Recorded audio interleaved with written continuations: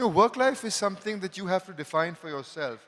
Organizations are never going to, always going to work at it for you. So you have to define for yourself. The reality is there are going to be some jobs that disappear. And we've got to think about the tasks that we believe will exist, where there will need to be human intervention.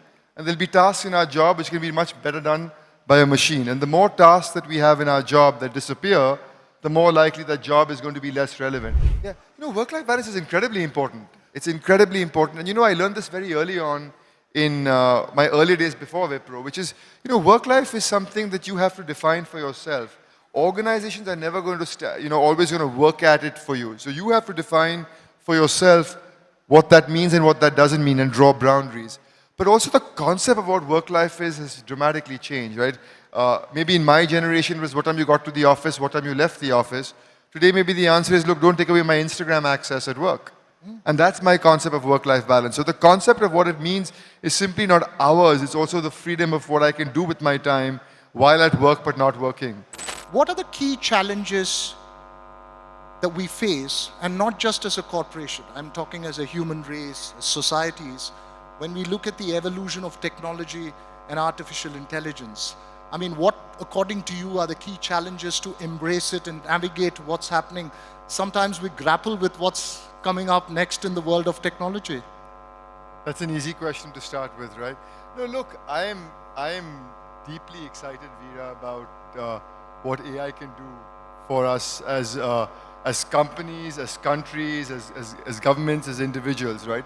And if I look back over my career at Wipro over the last 17, 18 years, and if I look back over the evolution of at least the technology industry in India, and the tech services industry at some level began the technology industry in India over the last 25, 30 years, I think this is probably the most disruptive and profound change that at least I've ever seen. And the reason for that, I would say, is because it is moving at such an incredibly rapid pace, right? And so there is so much change happening. I think the good part is the opportunity to disrupt virtually every aspect of our life in with the productivity that AI can bring is going to be incredibly, incredibly powerful. Like with all technologies, I think the evolution of how quickly this unfolds is a matter of sort of perspective, and I don't think anybody has that answer quite fully right yet. I certainly feel that if I look at, adoption of any technologies and with AI, consumers will pick it up first, and consumers are adopting it much faster than anybody else. But as I look at enterprises, and we work largely with enterprises, we work with 1,400 enterprises across the world, we work with 150 of the global 500 customers, the Fortune 500 customers, I still find the evolution and the pickup of the technology will go through a journey. Customers are still very much in experimentation mode. Customers are POCing with the technology. Are they moving to scale production yet? Arguably no. Are more and more customers moving from piloting to production? The answer is yes. But I think there are 2-3 other elements that we've got to think through which are very important in the disruption that the technology causes, right? One is, how do we take people along? Right? Because the reality is there are going to be some jobs that disappear. Somebody described this to me really well, and I was talking to the CEO of LinkedIn, and I was talking to the CEO of Manpower Group, which is Jonas Pricing, and they were both talking about how the one big question they keep getting asked is, what is going to happen to jobs in the context of AI? And I love the way they described it. They said, you've got to think about every job not in the form of titles or roles, but in the form of tasks. So you can be the executive chairman of a company, you can be a fresher joining from campus. All of us have certain tasks in our jobs, right? And we've got to think about the tasks that we believe will exist, where there will need to be human intervention.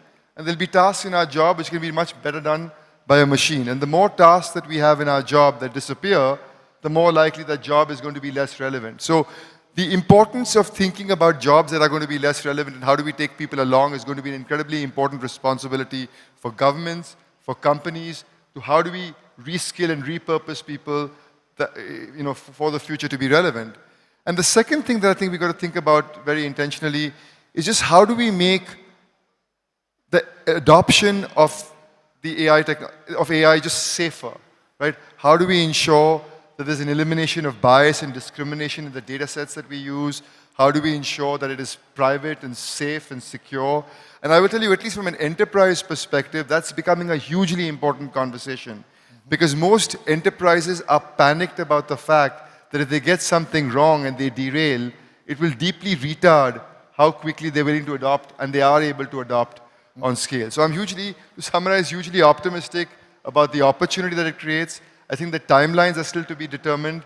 And I think the one thing we've got to think through is really how do we take both people along and how do we create the right guardrails to make it adoptable on scale quickly.